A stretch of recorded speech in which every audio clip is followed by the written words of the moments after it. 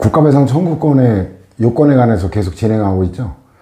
국가배상법은 헌법과 달리 국가배상법 2조 공무원의 위법한 직무집행행위로 인한 손해배상 이것만이 아니라 5조 영조물 책임까지 추가적으로 하고 있다 그랬죠. 보면은 국가배상법 2조가 굉장히 판례가 많죠. 근데 그렇게 뭐 어려운 그 쟁점은 없어요. 근데 영조물 책임은 그 상대적으로 요건이 조금 관련 판례도 적은 만큼 쉬워야 될 것 같은데 그 비용 부담자 문제에 관해서 조금 까다로운 게 있어요. 그렇다고 뭐 이렇게 소화하기 어려울 정도로 어려운 건 아니니까 뭐 지나치게 걱정할 건 없는데, 자, 지난번에 이어서 국가배상법 2조의 요건에 관해서 고의 또는 과실인데, 이거는 주관적인 심리 상태라 그랬죠. 고의는 일부러 한 거예요. 일부러. 그래서 이거는 점잖게 표현하면 뭐라고 표현하냐면 그 용인설이라 그러거든요. 용인. 결과 발생을 용납하고 인정하는 이런 심리 상태를 고의라 그래요. 사람을 칼로 찔렀는데 죽음이라는 결과를 용납하는 거죠. 죽어도 좋다. 이럴 때 이제 고의가 되는 거고, 과실은 산발적으로 많이 나와서 설명을 했지만 주의 의무 위반이라 그랬죠. 다른 말로 하면 그 지배 가능성은 예견 가능성과 회피 가능성이 있죠. 조금만 주의를 했더라면 결과 발생을 예견할 수 있고, 또 그 예견했더라면 결과 발생을 회피할 수 있는 예견 가능성, 회피 가능성이 있음에도 주의 의무에 위반하여 결과 발생을 막지 못한 심리적 상태를 과실이라고 하고, 이 용어는 예견 가능성, 회피 가능성, 이거는 국가배상법 5조의 영조물 책임이 그 주관적인 책임이냐 객관적인 거냐 할 때 주관서를 취한 거에 그 과실에 관한 표지, 예견 가능성, 회피 가능성 이 말이 나오면 주관서를 취한 판례다라고 해석하는 기본 지식이기도 하죠. 자, 그래가지고 국가배상법은 공무원의 고의나 과실을 배상 책임의 요건으로 하고 있죠. 근데 이거 주의해야 될 게 공무원의 고의나 과실이에요. 원칙적으로 과실 책임주의다. 이 과실 책임주의라고 하는 거는 공무원의 고의나 과실을 유한다는 거고, 고의란 자신의 행위로 일정한 결과 발생을 인식하면서 결과 발생을 용인하고 그 행위를 하는 심리 상태를, 과실이란 자신의 행위로 일정한 결과 발생을 예견할 수 있었고 예견 가능성, 회피할 수 있었음에도 회피 가능성, 부주의로 결과 발생을 막지 못한 주의 의무 위반을 말하죠. 그래서 통상 과실하면 경과실까지 포함하는 거예요. 근데 이제 고의 또는 중과실에 한정하는 게 가해 공무원 개인의 배상 책임, 구상 책임 이런 것들은 별도로 외우는 거고, 별다른 말 없으면 경과실을 다 포함한다라고 생각하면 되죠. 그 다음에 이제 그 국가배상 책임의 본질에 가는 거는 좀 뒤에서 보게 되는데, 대의 책임은 원래 국가 책임이 아닌데 공무원 개인 책임인데 국가가 대신 물어준다. 이 대위라고 하는 거는 대신이라고 생각하면 돼요. 이 입장에서는 공무원의 고의 과실은 당해 공무원의 주관적 책임 요건이고, 공무원의 주관적 인식 유무를 기준으로 판단하게 되죠. 원래 공무원 책임이니까 어렵게 생각할 거 없어요. 그러나 자기 책임서는 원래부터 국가 자기 책임이라는 거예요. 고의 또는 과실은 국가 등의 규책 사유가 될 수 있는 공무 운영상의 흠의 발생이라고 하는 객관적 사정. 이거 굉장히 높은 난도의 고시에 한 번인가 출제됐던 쟁점이에요. 주의할 거는 공무원의 고의 과실이지 국가의 선임감독상의 주의 의무 위반으로서 고의 과실이 아니다. 이거 지난 시간에도 봤죠. 민법 756조는 사용자 책임이라 그래가지고 거기에 그 선임감독상 주의 의무를 다했다면 면책이 되는데 국가는 면책이 안 된다 그랬죠. 그거 다시 확인하는 거예요. 그래서 공무원의 과실을 위한다는 의미에서 과실 책임이지, 국가의 선임감독상의 과실이라는 측면에서 보면 무과실 책임이죠. 그 다음에 과실의 객관한데 이것도 뭐 보충자료 종합 정리했던 거죠. 국민에게 유리하게 넓게 인정한다. 추상적 경과실, 평균적 공무원의 주의 의무를 기준으로 하는데, 그래서 이거 판례도 마찬가지예요. 가해 공무원 개개인의 주의력을 기준으로 하지 않고 평균적 공무원의 주의력을 기준하는 게 일반적이다. 그러니까 이것도 여기서 더는 부연 설명 안 해놨거든요. 왜냐하면 행정법 교수들이 더 거론을 안 하기 때문에 그런데, 이 취지는 뭐냐면 그 최저선을 평균으로 끌어올리자는 거예요. 예를 들어 보면 그 공무원의 능력이 다 똑같지 않죠. 고시 붙었다고 해서 미안한 얘기지만 똑같은 고시가 아닙니다. 거의 뭐 찌꺼기급으로 붙은 이런 친구들은 그 분임 토론할 때 말귀도 못 알아들어요. 그 분임 토론에 끼어들지 못합니다. 말을 할 말도 없을 뿐더러 무리하게 말했다가 망신당하거든요. 아유, 저런 애가 어떻게 고시 붙었나 싶을 정도로 그 천차만별이에요. 그건 뭐 7급, 9급도 각각 같은 7급, 9급이 아니에요. 분명히 그 시험에 합격한 기준은 똑같지만 그 개인의 어떤 성장 과정에서 광범위한 독서 능력과 논리적 사고 능력 같은 친구와 시험에 합격하기 급급한 친구와의 차이는 엄청납니다. 그래서 이 능력의 이제 편차가 굉장히 커요. 자, 그랬을 때 평균보다 그 능력이 떨어지는 공무원도 있고 평균보다 능력이 훨씬 뛰어난 공무원도 있는데 평균보다 능력이 떨어진 공무원을 기준으로 하면 걔 능력에서는 과실이 아니에요. 걔 능력상 한계가 거기까지예요. 그러면 국가배상이 부정되는 거예요. 그러니까 그 공무원의 평균적 능력보다 떨어지는 공무원을 평균적 공무원이라면 이 정도 할 수 있었다. 이래서 더 넓게 인정해 주는 거고, 그럼 공무원의 평균적 능력보다 높은 뛰어난 공무원의 경우는 끌어내리자는 게 아닙니다. 입증의 문제가 남긴 하지만 그 공무원은 예를 들어 법학 전공한 공무원과 법학을 전공하지 않은 공무원 간의 법 해석 능력상의 과실을 따진다고 했을 때 법학 전공한 공무원의 능력은 더 높다고 평균적으로 예측할 수 있죠. 이런 경우는 평균적 공무원으로 하여금 그 정도 법 해석을 요구할 수 없었다 하더라도 이 공무원에게 전공 박사까지 받았다, 뭐 변호사 자격이 있다면 더 말할 것도 없죠. 그걸 입증하면은 그걸 기준으로 할 수도 있는 거예요. 그러니까 최저선을 평균적 공무원으로 끌어올리겠다라는 그 취지라고 인정하면 돼요. 근데 뭐 출제되지는 않을 거예요. 그렇게까지. 민법에서는 그런 걸 다루고. 그 다음에 평균적 공무원도 당의 사무를 담당하는 공무원의 평균을 말하는 거지 그 사무가 전혀 다른 거를 기준하는 게 아닙니다. 예를 들어 그 군대 같은 경우 이제 병기관 같은 경우는 준위보직이죠. 소위 밑에 준위보직인데 그 병기관의 병기에 관한 전문 지식은 병기관 평균을 기준으로 따지는 거고 그 일반 뭐 소대장, 중대장 그 평균을 기준으로 따지는 게 아닙니다. 이런 경우 이제 의료 과실에 관한 것도 마찬가지예요.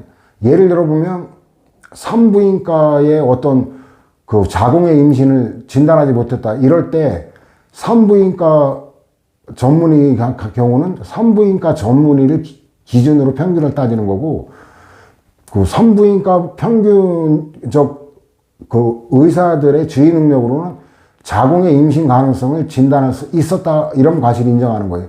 근데 소아과 의사다. 그랬다면 소아과 의사가 배 아프다고 해서 갔는데 그 소화제를 처방해 주지 자궁의 임신 가능성을 진단하기는 대단히 어렵죠. 그런 경우는 과실을 부정하는 거예요. 그래서 당의 업무를 담당하는 공무원의 평균적 주의 능력을 기준으로 하는 것이다. 뭐 그렇게까지 행정법 교수가 출제를 하지는 않아요. 모르니까. 그렇지만 우리는 어때요? 기왕 배우는 거 제대로 배우자라는 거. 판례에는 그런 문장이 분명히 나와 있거든요. 자, 첫째 판례 볼까요? 자, 과실이란 공무원이 그 직무를 수행함에 있어, 자, 여기 나오잖아요. 당의 직무를 담당하는 평균이에요. 당의 직무. 당의 직무와 무관한 전체 공무원 평균을 내는 게 아니다라는 게 분명히 보이잖아요. 그죠? 보통 통상 갖춰야 될 주의 의무를 게을리한 것이다. 그 다음에 이거 앞에서도 봤었죠. 즉시강제 한계에서도. 경찰관이 난동을 부리던 범인을 검거하면서 가스총을 근접 발사하여 가스와 함께 발사된 고무마개가 범인의 오른쪽 눈에 맞아 안구 파열상으로 실명한 경우 당연히 과실을 인정했죠. 근데 그때도 뭐 얘기했지만 굉장히 그 가스통에 그 관이죠. 가스관을 끊어가지고 막 가스가 새어나오고 있는 상황에서 동거네 집에서 휴대용 라이터를 갖고 다가오면 불질러버리겠다, 폭발시키겠다 이런 다급한 상황에서 이뤄진 배경이라 그렇게 뭐 경찰 공무원이 그렇게 반드시 잘못했다고만 말하기는 어려워요. 다만 이제 국가배상은 인정해야죠. 이 가해 공무원을 탓하기는 조금 어려운 특성이 있는 상황이었고, 그 다음에 그 3번은 이미 봤던 거죠. 그래서 의무 위반 관계대로 여기도 해놨는데 교육 활동에 한정되지 않는다. 이게 중복된 거나 뭐 복습하는 거예요. 그 다음에 또 그 유사한 사안이죠. 체육 수업을 받던 학생이 쓰러져 위급한 상태에 처한 경우 체육교사의 보호감독 의무의 내용인데, 저는 그 고등학교 때 체력이 이렇게 약한 건 아니었거든요. 운동도 점심 먹고 꼭 평행봉 한 40개, 50개씩 하고 막 체력도 좋았는데, 이상하게 교련 과목에 악몽이 있는데, 교련 과목 교육받다가 갑자기 막 하늘이 노래져가지고, 그때 체력도 좋았지, 계란도 매일 하나씩 먹었지, 바카스도 매일 한 병씩 먹었거든요. 비타민 음료도 하나씩 먹었고, 근데 이상하게 갑자기 막 노랗게 변해가지고 운동장에 쓰러져가지고, 그 선생님이 놀라가지고, 이 안 되겠다고 그늘에 가서 쉬라고 그랬는데, 그게 희한하게 또 대학교 때 군사교육 받는데, 그때는 이제 병영국가였죠. 군사정권 시절에. 그래가지고 그때 1학년 때는 전방이, 후방, 문무대라고 해가지고 성남에 있던 그 행정학교, 종합행정학교, 거기서 일주일간 훈련받고, 2학년 때는 전방 입소해가지고 이제 휴전선에 가서 일주일 받고, 대신에 3개월 또 복무기간을 이제 면제해주는, 단축시켜주는 혜택을 줬는데, 주에 한 번씩 교련 시간이 있어가지고 군사교육을 받았어요. 근데 그때 그 문무대 갔을 때 각계전투라고 막 포복 막 해가지고 막 기는 거인데, 또 그거 하다 또 한번 실신을 해가지고, 희한하게 그건 체력의 문제가 아니라 뭐 심리적인 반감이었나, 그건 잘 모르겠는데. 자, 어쨌든 이게 체육 시간에 땡볕에서 체육 활동하다가 이런 경우가 가끔 있죠. 체육 수업 시간에 학교 운동장에서 체력 검사를 실시하던 도중에 수업을 받던 학생이 쓰러져 위급한 상태를 보이고 있다면, 체육교사로서는 가능한 범위 안에서 유유적절한 응급조치를 즉각 시행함으로써 그 학생의 생명과 건강에 대한 위험을 제거하거나 최소화할 의무가 있다. 뭐 당연한 상식이죠. 또 보건교사도 지금은 있잖아요. 그런데 사실관계 보면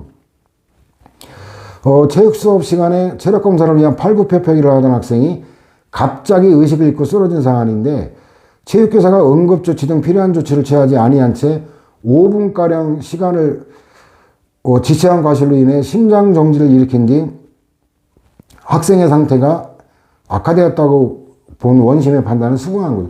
이 5분이면 굉장히 큰 시간이에요. 이게 그 의식을 잃고 쓰러지면은 호흡이 멈추는 경우가 많거든요. 이때 인공호흡 안 하면 뇌 산소가 3분 이상만 공급이 안 돼도 뇌가 죽어버려요. 이건 촌각을 다투는 건데, 더군다나 이 체육교사로서 이런 교육을 당연히 받거든요. 이걸 5분간 방치했다라는 거는 이해하기가 어려운 거예요, 사실은. 그 다음에 안타까운 일인데, 과거 정신분열증의 병력이 있던 자가 정신분열증이 있으면 소방공무원 임용 결격 사이에, 근데 임용될 때는 문제가 없다가 이제 복무 중에 이런 정신분열증이 발병한 거예요. 그래가지고 질병 휴가도 받았죠. 그러다가 이제 복직하여 근무하던 중 동료 소방관을 살해한 사안인데, 이거는 주의무 위반이 없다. 이게 이제 직전에 별다른 증세도 없었다라는 그런 게 깔려 있거든요.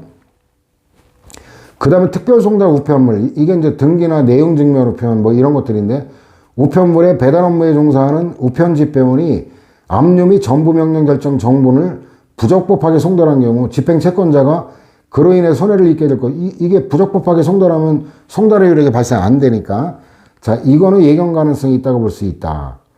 그 다음에 이제 우편집배원이 압류 및 전무명령 결정 정본을 특별 송달함에 있어 부적법한 송달하고도 적법한 송달한 것처럼 보고서를 작성했으나, 결과적으로 압류 및 전부 효력이 발생하지 않아 집행채권자가 피압류 채권을 전부 받지 못한 경우 국가가 집행채권자의 손해에 대해 배상 책임을 부담한다.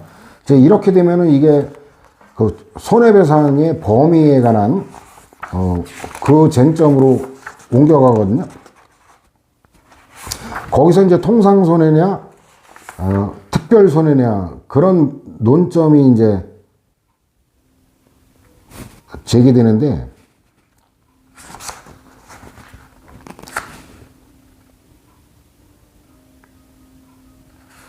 뭐라? 이게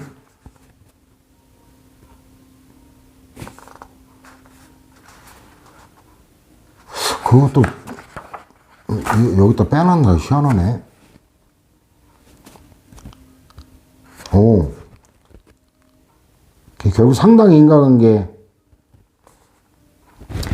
88에 있네요. 88에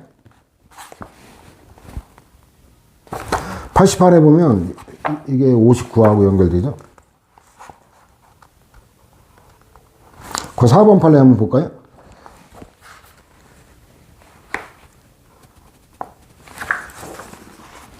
자, 우편용무 종사자의 직무상 의무 위반으로 내용 증명 우편이 수취인에게 도달하지 아니하거나 그 도달에 대한 증명 기능이 발휘하지 못하게 된 경우 직무상 의무 위반과 발송인 등이 제3자에 맺은 거래 관계 성립 이행 소멸 등과 관련해 있게 된 손해 사이에 상당히 인과관계로 그 원칙적으로 소급 인정이 안 된다는 거죠. 우편용무 종사자가 발송인 등과 제3자와의 거래관계 내용을 인식하고 그 내용 증명 우편물을 배달하지 아니할 경우 거래관계 성립 이행 소멸이 방해되어 발송인 등에게 손해가 발생할 수 있다는 점을 알았거나 알 수 있었다는 등의 이 특별한 사정이 없는 한 직무상 의무 위반과 내용 증명 우편물에 기재된 의사표시가 도달되지 않거나 도달에 대한 증명 기능이 발휘되지 못함으로써 발송인 등이 제3자와 맺은 거래관계의 성립 이행 소멸 등과 관련하여 있게 된 손해 사이에는 상당 인과관계가 없다라는 거예요. 자, 이와 같은 경우 이건 특별손해거든요. 특별손해. 이게 이제 민법에 보면 그 통상손해에 관한 배상책임의 근거는 민법 390조예요. 근데 이 어떤 통상적인 거래와 다른 특별한 사정으로 인한 특별손해에 관한 배상책임의 이 근거는 393조인데 이거는 이제 특별한 사정을 알아야만 이게 그 손해배상 책임의 범위에 들어가는 거예요. 예를 들면 이런 거거든요. 예를 들면 1시간 이내에 인천공항까지 택시를 타는데 호출하는데 1시간 이내에 인천공항까지 도착해주면 내가 더블 주겠다 이랬는데 그 지연이 돼가지고 어때요? 도착을 못했어요. 그러면 그 여객 운송 계약상의 채무 불이행으로 인한 거기 때문에 택시비는 안 줘도 되죠. 안 줘도 되는데 문제는 뭐냐면 그 외국 바이어를 영접하러 가는 건데 그 외국 바이어를 100억대 수출 계약을 체결하기 위해서 영접하러 가는 건데 이 택시가 1시간 지연되면서 외국 바이어가 그냥 사라져 버렸어요. 기분 나빠가지고. 그 100억대 이 계약 체결이 무산됐어요. 그 책임까지 이걸 물을 수 있냐? 그렇다면 그러려면 그거는 특별한 사정이기 때문에 운전기사가 알았어야 이게 가능해요. 그러면 특별손해까지 배상받을 수 있어요. 근데 어떤 미친 운전사가 이게 내가 시간 내에 못 가면 내가 100억대 이거 다 물어줄 수 있다면 누가 더블 받고 가겠어요. 그죠? 그래서 그런 경우가 특별손해 이제 예로 거론되는 거예요. 그래서 그런 특별한 사정을 알았다면은 몰라도 그러지 않으면 인정이 안 된다. 그러면 이제 통상손해만 물어주는데 근데 통상손해에 우표권만 물어주겠다고 했어요. 그거는 안 된다는 거예요. 위자료까지 청구할 수 있다라는 거죠. 자, 우편집배원의 고의 또는 중과실에 의한 직무상 의무 위반으로 내용 증명 우편물이 도달되지 않거나 그 증명 기능이 발휘되지 못하게 된 경우 발송인 등이 그로 인하여 정신적 고통을 입었을 것임은 경험칙상 넉넉히 인정할 수 있고 발송 비용을 전부 받는 것만으로 회복된다고 볼 수 없으므로 정신적 고통에 대한 위자료를 통상손해로 청구할 수 있다. 그러니까 특별손해는 안 되지만 통상손해로는 가능하다. 거기에 위자료까지도 가능하다라는 거.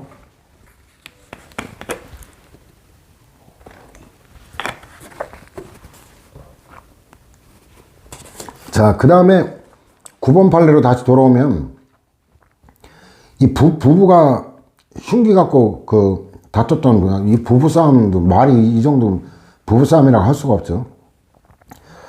경찰관이 폭행사고 현장에 도착한 후 가해자를 피해자와 완전히 격리하고 흉기의 소지 여부를 확인하는 등 적절한 다른 조치를 하지 않은 것은 피해자에게 발생한 피해의 심각성 및 절박한 정도 등에 비추어 현저하게 불합리하여 위법하므로 국가는 위 경찰관의 직무상 과실로 말미암아 발생한 후속 살인사고로 인해 피해자 및 그 유족들이 입은 손해를 배상할 책임이 있다. 이제 이런 경우도 이제 무하자 재량행사 청구권하고 행정개입 청구권하고 이제 연결될 수 있는 사안인데, 예를 들어 보면 부부싸움 직전이라고 이제 경찰에 112 신고했어요. 근데 지금 부부싸움이 진행되는 것도 아니고 그냥 단순히 부부싸움이 지금 예상된다 이런 상태 갖고는 통상 경찰권 발동의 의무가 없죠. 이런 경우는. 근데 무하자 재량행사 청구권은 최소한 우리 부부는 부부싸움을 하면 말로 시작해서 말로 끝나지 않는다. 말로 시작하는 건 똑같지만 최소한 강목 정도 휘두르는 게 기본이다. 뭐 그렇게 되는 것 이 정도 기본이다. 그러니까 잘 판단하라. 우리는 여느 부부싸움하고 다른 특수한 부부다. 하자 없이 이런 특수성을 잘 고려해달라, 발동해달라고 요구할 수는 없어도 무하자 재량행사 청구권 정도는 주장할 수가 있어요. 그런데 드디어 부부싸움이 시작돼서 흉기로 찔렸어요. 찔리기 직전이에요. 자, 이런 경우는 어때요? 물론 그런 경우에 112 신고가 용이하지는 않겠지만, 이론적으로 볼 때 지금 막 흉기를 휘두르고 있다. 다급한 상황이다. 지금 내가 방에 와서 일단 문을 잠갔는데 지금 문을 부수려고 하고 있다. 다급하다. 이때는 재량권이 영으로 수축하죠. 왜? 생명, 신체 안전이 침해될 우려가 있기 때문에 이런 경우는 재량권이 영으로 수축돼서 경찰권 발동만이 의무화되고, 이때 이제 경찰개입 청구권이 성립되는 거죠. 자, 여기도 그런 사안이 있어요. 그랬는데 이제 출동을 했는데 지금 흉기에 찔려가지고 피를 흘리고 있는 다급한 상황인데, 근데 문제는 뭐냐면 그 남편이 가해자일 가능성을 생각을 못했던 거예요. 그래가지고 그 가해자와 피해자를 격리시키고 피해자의 접근을 못하게 막았어야 됐잖아요. 가해자가 남편이라고 생각 안 하고 못 막았어요. 그래도 피해자의 과실을, 이게 96페이지에 피해자 과실도 있다 그래서 그걸 과실을 까준 게 과실상계죠. 자, 96페이지가 그 중간에 5번 판례 있죠? 큰 위에 제목 보면 과실상계. 이건 61에서도 인용했죠? 피해자 과실에 의해 확대된 손해의 한도 내에서 국가배상 책임이 부분적으로 감면되는데, 자, 5번 판례가 59하고 연결되는 거예요. 사고 현장에 출동한 직후에 경찰관들이 당시 상황을 충분히 파악하지 못하고 추가 범행을 막지 못한 잘못에는 남편인 가해자로부터 심하게 구타를 당한 사실을 경찰관들에게 설명하지 않은 피해자 과실도 기여했기 때문에 국가의 손해배상 책임 범위를 산정함에 있어 그 과실도 고려되어야 하고, 가해자가 피해자와 동거하던 부부 사이로 신분상 내지 생활관계상 일체를 이루는 관계에 있기 때문에 가해자의 책임도 국가의 손해배상 책임 범위를 감경하는 요소로 고려되어야 된다라는 것. 이 과실상계 예를 들면 고속도로 무단횡단 있죠. 자동차 전용도로 무단횡단. 그 다음에 이제 육교가 있는데 그 육교 밑에 무단횡단, 이런 경우에 피해자 과실을 법원이 인정하는 게 90% 정도 인정해요. 1억 손에 달하면 1,000만 원만 받는 거예요. 90% 까고. 그래서 그 과실상계 비율이 높은 그 영역은 뭐 사고가 없어야 되겠지만 물론 주의해야 되는 거예요.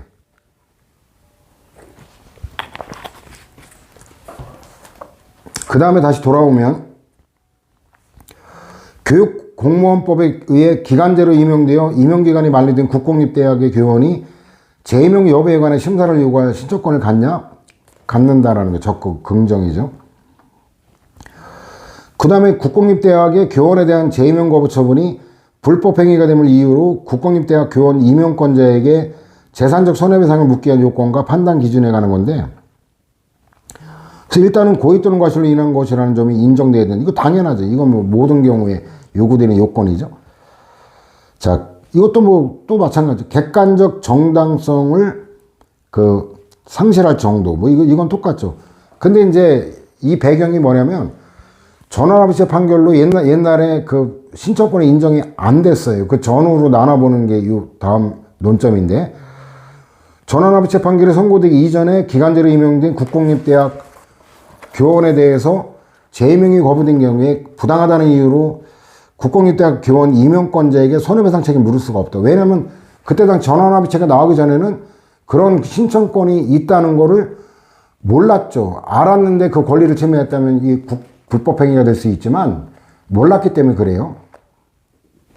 그래서 결국은 위법한 재임용 거부로 인한 국공립대학 교원 임용권자의 손해배상 책임은 당해기원의 재심사 신청 의사가 객관적으로 확인된 시점 이후에만 물을 수 있다라는 거, 이거 익혀둬야 될 거고, 그 다음에 이제 건축물 관리대장 등 공부, 공적장부 줄임말이라 하죠. 건물 용도가 유치원으로 등재되어 있는 부동산에 관해 근저당권 설정 등기 신청이 있는 경우 등기관이 부담하는 주의 의무의 내용인데, 이 유치원은 교육기관이잖아요. 그래서 공부상 건물 용도가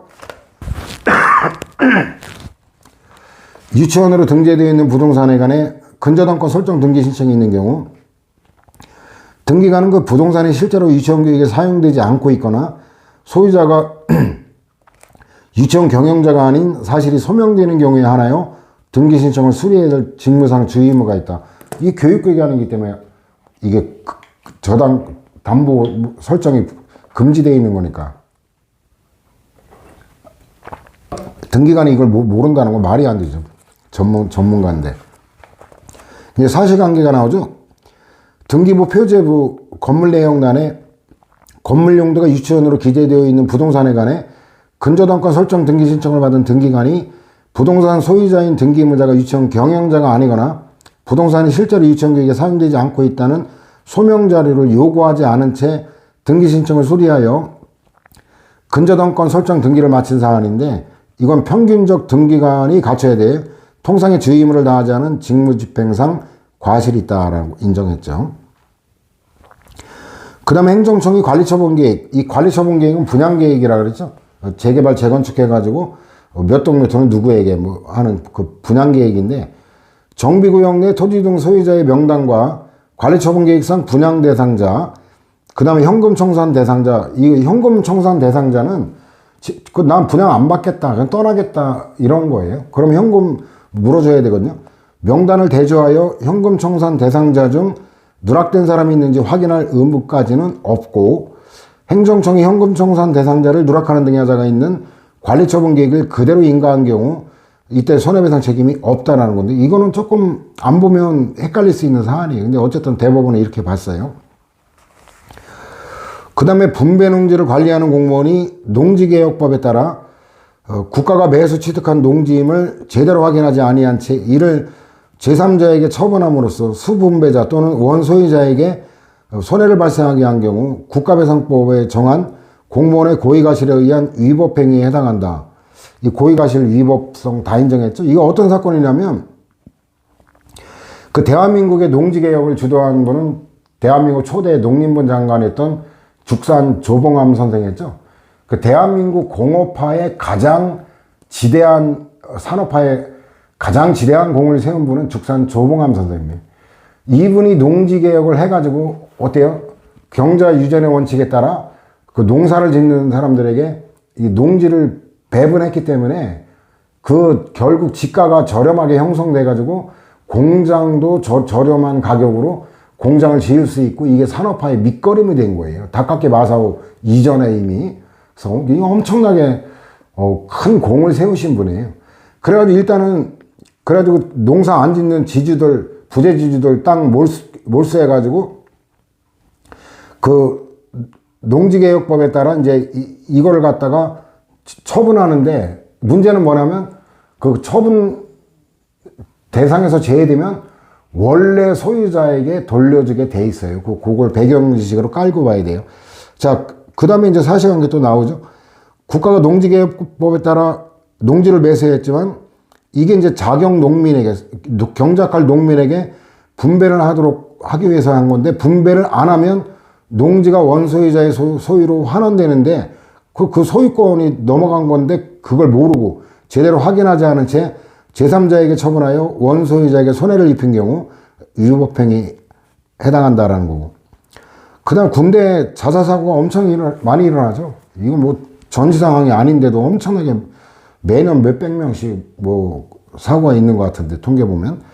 자살 우려자 식별과 신상 파악, 관리 처리에 책임이 있는 각급 부대의 지휘관 등 관계자가 장병의 자살 등의 사고를 방지하기 위해 취할 조치를 취하지 않은 상황에서 소속 장병의 자살 사고가 발생한 경우 자살 사고가 발생할 수 있음을 예견할 수 있었고, 그러한 조치를 취했다면 자살사고 결과를 회피할 수 있었다면 국가배상 책임이 인정된다. 뭐 당연하죠. 이건 뭐.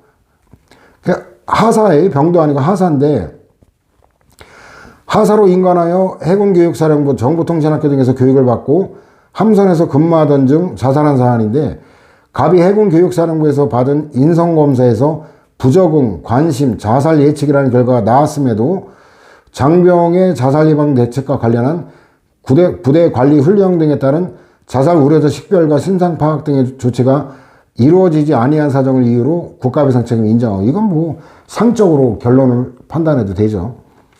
그 다음에도 뭐 이런 상황 보면은 납득할 만한 사안이에요. 해양수산부 산하 어업관리단의 불법 어로행위 특별합동 단속 중에 갑등이 승선하고 있던 선박이 단속정의 추적을 피해 도주하는 과정에서 암초와 충돌한 거예요. 인근에서 갑이 익사한 상태로 발견됐는데 갑의 유족들이 단속정에 승선하고 있던 감독 공무원들의 구조 의무 위반 등을 주장하며 국가를 상대로 손해배상을 청구하는 건데 감독 공무원들에게 직무집행상 과실이 있다고 단정하기 어렵고 인과관계도 인정할 수가 없다. 왜냐하면 사고 시간과 기상 상태, 사고 주변의 상황, 감독 공무원들의 인원적 제한, 장비상의 문제, 단속정과 갑의 충돌 위험성 등을 종합하면 단속팀 팀장이 유일한 이동 수색 수단인 단속정을 보고와 지원 요청 및 정비를 위해 본부로 이동하게 한 결정이 얘 갖고는 안 되니까 보고를 하기 위해서 이동한 건데 결과론적 사후적 관점에서 최선이 아니었다 하더라도 우리가 앞에서 배웠죠. 결과 책임이라고 하는 법리는 인정되지 않는다. 사고 당시를 기준으로 전혀 합리성이 없다거나 평균인이 통상 갖추어야 할 주의 의무를 게을리한 잘못이 있다고 쉽게 단정할 수 없을 뿐만 아니라 단속정을 본부에 이동시키지 않고 해상 수색을 하도록 했더라도 갑의 생존 가능 시간 내에 그를 발견하여 구조할 가능성이 높다고 볼 수 없다라는 거.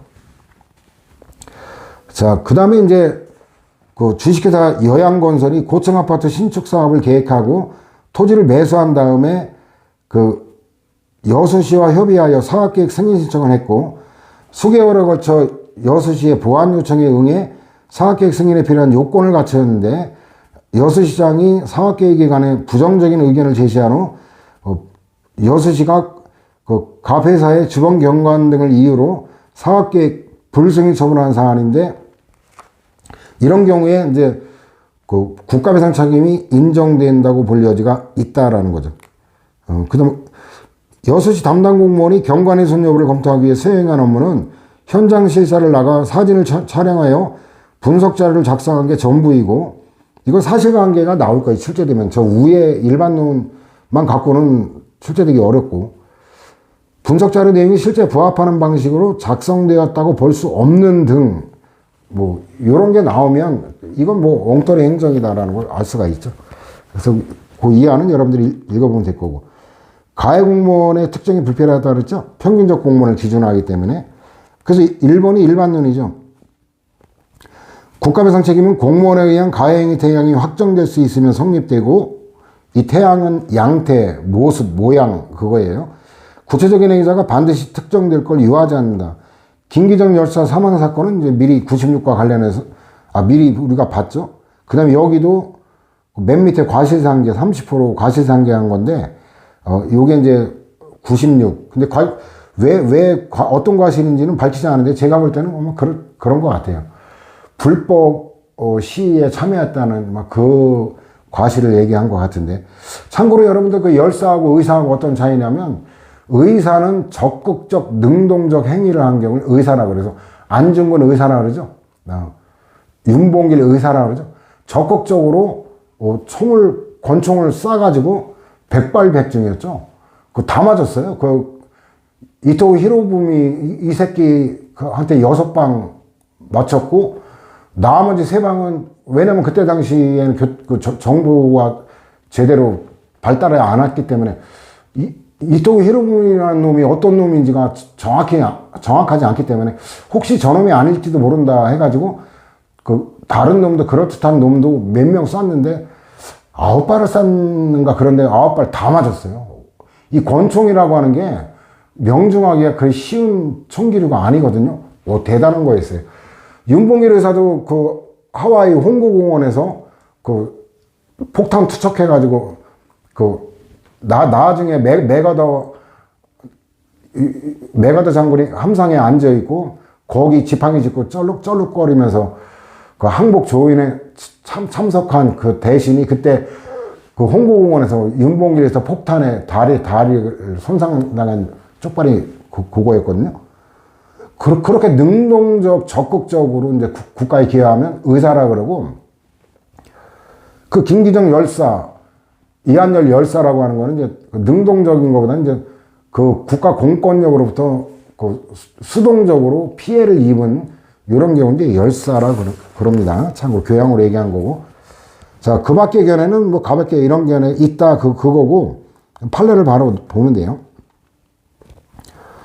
행정규칙의 기준에 따른 영업허가 취소 처분이 행정심판에 의해 재량권 일탈로 취소된 경우 이 처분을 한 행정청에게 과실이 있다고 할 수 없다. 당연하죠. 왜냐하면 그 행정규칙은 대외적으로 국민이 이걸 준수할 대외적 구속력은 없지만 공무원은 이 규칙에 따라야 될 의무가 있잖아요. 그죠?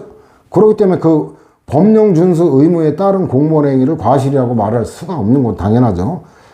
그 다음에 행정처분이 항고소송에서 위법하다고 판단되어 취소된 것만으로 공무원의 고의나 과실로 인한 불법 행위를 구성한다고 단정할 수 없다.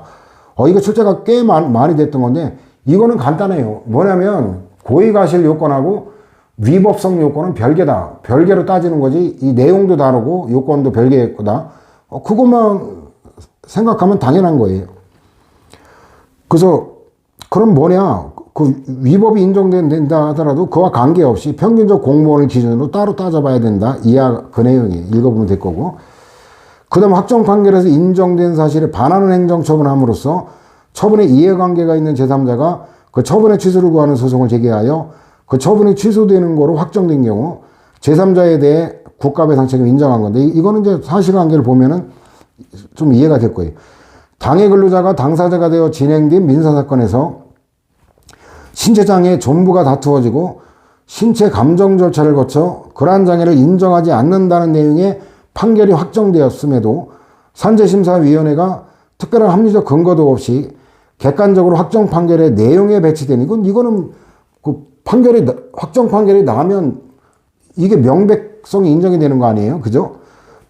사실 인정을 했다면 이러한 재결은 전문적 판단의 영역에서 행정청에게 허용되는 재량을 넘어 객관적 정당성을 상실한 것으로 국가배상 책임의 요건을 충족할 수 있고 재결 당시 이미 관련 민사소송에서 소인의 후유장애를 인정하지 않는다는 내용의 판결이 확정되어 최초 재결 당시 그 판정의 근거로 되었던 주요한 증거들이 모두 배척되어 산재심사위원회로서는 확정된 민사 판결의 내용을 뒤집을 만한 새로운 자료가 제출되는 등의 특별한 사정이 없는 한 그 후유장애를 인정해서는 안 될 것임에도 그러한 사정 없이 이에 명백히 배치되는 사실 인정에 기초하여 확정 판결의 취지에 따른 근로복지공단의 처분을 취소하는 내용의 이 사건 재결을 한 거는 산업재해보상보험에 관한 업무를 처리하는 보통 일반의 공무원을 표준화해 볼 때 객관적 주의의무를 결하여 그 재결이 객관적 정당성을 상실한 경우로 요건을 충족한다라는 거고. 그 다음에 법원이 형사소송법 등 관련 법령에 근거하여 검사에게 어떤 조치를 이행할 것 명했고 관련 법령의 해석상 법원의 결정에 따르는 게 당연하고 달리 해석될 여지가 없는데도 검사가 관련 법령 해석에 관해 대법원 판례 등의 선례가 없다는 등의 이유로 법원의 결정에 어긋나는 행위라는 경우 당연히 뭐 인정되겠죠. 근데 구체적 사안이죠. 갑등이 을 지방검찰청 검사에게 수사서류의 열람 등사를 신청했지만 거부당하자 법원의 형사소송법에 따라 수사서류의 열람 등사를 허용하도록 해줄 걸 신청했고 법원이 서류에 대한 열람 등사를 허용할 걸 명하는 결정을 했는데도 검사가 일부 서류의 열람 등사를 거부한 사안인데 이건 과실 인정한 거고 중과실의 의미는 이제 눈에 익히면 돼요. 거의 고의에 가까운 뭐 이런 그 다음에 뭐 만연히 그런 문장이 여기 나오죠. 자, 약간의 주의를 한다면 손쉽게 위법 유해한 결과를 예견할 수 있는 경우임에도 약간의 주의라는 표지 만연히 강과, 요런 표지, 핵심 그 키워드. 거의 고의에 가까운 현저한주의를 결여한 상태. 이런 거 뭐 연락할 게 없이 그런 키워드를 감각적으로 여러분들이 느껴주는 거로 정도로. 이거는 뭐 최신 판례에 처음 판례 나온 게 아니에요. 수십 개 있는데, 최신 판례로 그냥 제가 대체를 해 놓은 거지, 최초 판례는 아닙니다. 중과실 인정 사례가 이제 그 선거 관련된 경찰 공무원이죠. 10개월 이상, 이거를 밝힌 이유는 뭐냐면, 이 정도 되면 업무를 파악하기에 충분한 시간이 지났다라고 하는 거죠. 근데 뭐 한 달도 안 됐다 이러면 중과실까지 인정하기는 어렵죠. 왜냐면 업무 파악이 안 돼 있는 공무원에게 그런 경우는 중과실 인정하기 어렵죠. 여기 10개월 정도가 지났기 때문에 중과실 인정한 거예요. 그래서 공직선거 후보자용 범죄 경력 조회서에는 금고 이상의 형은 실효되었더라도 이를 기재해야 된다는 걸 알고 있었음에도 2008년 총선 당시 이 사건 국회의원 후보자에게 실효된 4건의 금고형 이상의 전과가 있음을 확인하고도 공직선거 후보자용 범죄 경력 조회 회부서에 실수로 기재 안 한 거예요. 돈을 받고 안 했나? 그거 모르겠네. 그 다음에 입증 책임이 완화인데 여기에 뭐 적법 이름 추정 법리 입 전환 판례는 다 부정한다는 결론은 알고 있죠. 그래서 그 다음 판례는 여러분들이 읽어보면 될 거고, 또 유형화된 게 법령 해석의 잘못과 공무원의 과실인데 원칙적으로 인정합니다. 왜냐하면 법률 전문가가 아니라 하더라도 어때요? 뭐 자문이나 문의를 통해서라도 원래 적법하게 집행할 권한이 행정부에 있는 거 아니에요, 그죠? 그래서 원칙적으로 인정이 됩니다. 그래서 공무원은 법률 해석까지 집행할 의무가 있기 때문에 법령 해석을 잘못해서 법령의 부당 집행이라는 결과를 빚었다면 원칙적으로 과실이 인정된다. 판례도 마찬가지.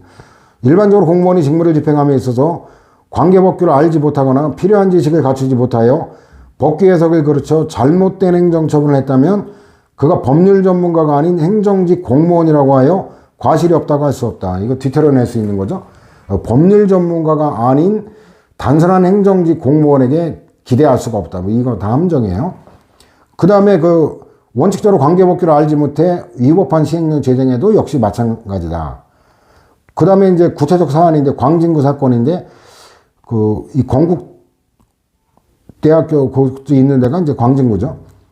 서울특별시 광진구 소속 공무원들이 원과 사이에 실시 협약을 체결함에 있어서 이게 BTO 방식이죠. 자기 돈으로 지어서 트랜스퍼, 이전한다. 소유권을 이전하고 자기가 이제 20년이든 30년이든 이제 경영권 이걸 확보하면서 소유권 넘기고 이제 경영권들은 이제 투자자금을 회수하는 이 BTO 방식의 이제 이런 것들이 제 모교인 고려대학교 갔는데도 그 대운동장 있던 걸 다 없애고 거기다 뭐 지하에다 막 으리뻑적하게 막 도서관하고 뭐 여러 가지 또 상업시설들 제과점이랄까 뭐 커피 전문점 이런 것들 하는데 그런 경우 또 건국대학교도 엄청난 BTO 사건이 있었는데 그런 것들이 요새 많이 유행을 하죠. 지방자치단체는 일단 뭐예요? 자기 자본이 안 들어가니까 마달리 없고 뭐 또 투자한 놈은 거기 상권이 좋은데 이런데 독점적으로 몇십 년간 경영권 하니까 투자자금 회수는 보장이 돼 있고 뭐 누이 좋고 매부 좋다 그럴까? 뭐 그런 사안인데 근데 이제 담당 공무원이 이게 독자들 할 수가 없고 의회 의결 사항인 걸 몰랐던 거예요. 의결을 필요로 하는지 여부에 관해 관련 행정기관에 질의를 하는 등 신중을 다함으로써 이 모르면 문의라도 해야 될 거 아니에요. 법제처에 그죠? 유권 해석을 요청하고 근데 실시 협약의 무효로 인한 불이익 손해가 발생하지 않도록 해야 할 직무상 의무를 위반했기 때문에 배상 책임이 있다라는 거죠. 근데 이제 거기 사실관계도 나오죠. 근데 그거를 전문으로 하는 회사가 또 그걸 몰랐다는 거 역시 과실 책임. 이것도 96의 과실상계 또 까고 하겠죠, 당연히.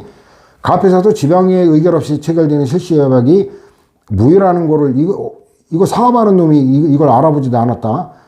얘도 법률 전문가는 아니지만 이거는 뭐 말이 안 되죠. 그래서 사회통념상, 신의성실 원칙상, 공동생활상 요구되는 약한 부지가 인정되는 점, 이래가지고 20% 제한한 거. 이게 과실 상계 그거죠. 법령의 성미, 실무체가, 시급례가 있다? 그럼 더 말할 것도 없죠. 근데 그걸 판례 검색도 안 했다? 이건 말도 안 되죠. 원칙적으로 인정되는데, 뭐 저런 경우는 더 말할 것도 없죠. 이게 1-190에서 인용하면서 봤던 거고. 자, 법령의 성미, 실무책임례가 없을 때는 이때는 부정돼. 이것도 1-217에서 이건 결과책임 인정할 수가 없죠. 나름대로 합리적인 해석을 했고 결과적으로 잘못일 때 결과책임 물는 법리는 없다라는 거 계속 반복되죠. 그래서 첫 번째 판례 바로 요지로 가면 법령에 대한 해석이 복잡 미묘하여 워낙 어렵고 이런 표현 상식적이죠. 단순하여 워낙 쉽고 이런 경우하고 사안이 다르죠. 학설 판례조차 귀일되지 못하여 의문이에요. 의문이 없을 수 없는 경우. 이런 게 이제 핵심적인 표지죠. 또 공무원이 그런 와중에 판례도 검색했는데 판례도 없고 그러다 보니까 나름대로 신중을 다하여 합리적 근거를 찾아 그중 어느 한 사를 취하여 내린 해석이 대법원이 가린 그것과 같지 않아 결과적으로 잘못된 해석에 들어가고 이걸 갖다가 인정하면 결과 책임 인정하는 건 말이 안 되죠. 그에 따른 처리 역시 결과적으로 위법하게 되어 법령의 부당 집행이란 결과를 빚었다 하더라도 그와 같은 처리 방법 이상의 것을 성실한 평균적 공무원에게 기대하기란 어려운 일이다라는 거. 그 다음에 이제 통상 위법 정도는 취소 사유다. 이건 뭐 외우지 않아도 뻔하고. 그 다음에 담당 공무원이 같은 장소에 대해서 사업자를 달리하는 축산물 판매업 중복 신고는 허용되지 않는다고 법령을 잘못 해석 적용한 결과 기존 영업자가 휴업 신고만 하고 폐업 신고를 하지 않았음을 이유로 수리를 안 한 거. 이거 당시에 대법원 판례가 안 나오고 나중에 나왔죠. 이거는 과실을 인정할 수 없다. 이것도 찾으려면 좀 시간이 걸리긴 할 건데 한번 그 사인의 공법행위 그거였죠.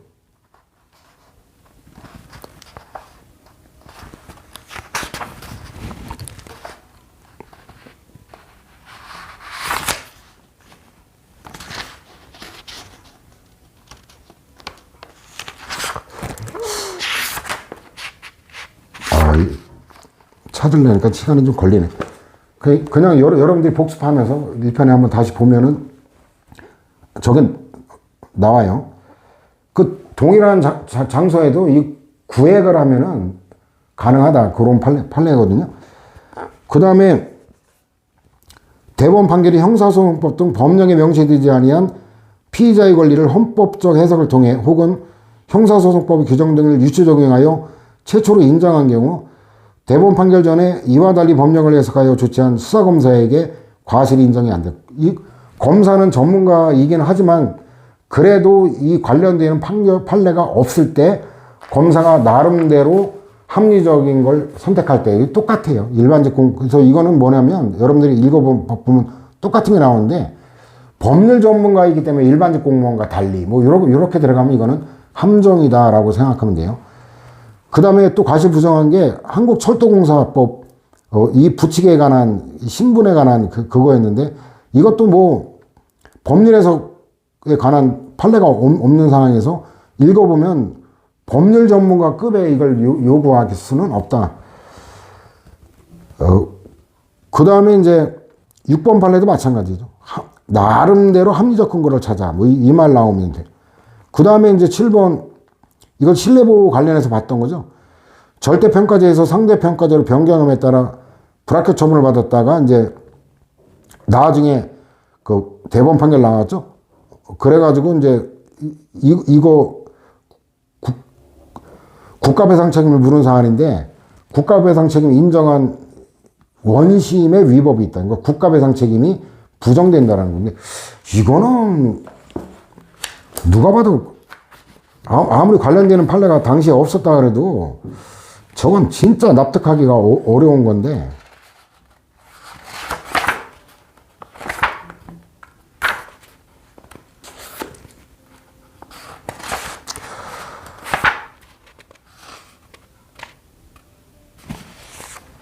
그 1-99에 있거든요. 1-99.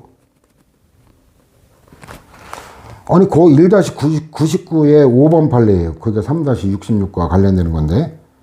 아니, 이거 보면은 변리사 1차 시험 실시를 불과 2달밖에 남겨놓지 않은 시점에서 시험을 절대평가제에서 상대평가제로 환원한다. 아, 이게 미친 거 아니에요, 이거? 아니, 통상 이 시험제도를 변경할 때 통상 2년 이상의 그 정도, 적어도 1년 이상의 이걸 예고를 하고 해야지 2달 앞두고 이걸 바꿔버린다? 웃긴 거고, 여기, 그래가지고, 어때요? 뭐, 예년 기준, 전에 기준 같았으면 합격할 친구들이 1,000몇백 명 이상 떨어진 거예요. 그래가지고, 아니, 저러는 거는 공무원이 아니라 수험생들도, 아니, 뭐가 교과목이 바뀐다라는 거, 시험제도가 바뀐다 그럴 때, 적어도 1년 이상 시간을, 유예기한을 줘야 된다는 건 상식인데, 아니, 저거는 과실을 인정 안 한다. 나는 참 이해하기 힘들어요. 그래서 저건 외워야 될 판례고. 그 다음에 이제 위헌법률에 근거한 행정자금과 공무원의 과실.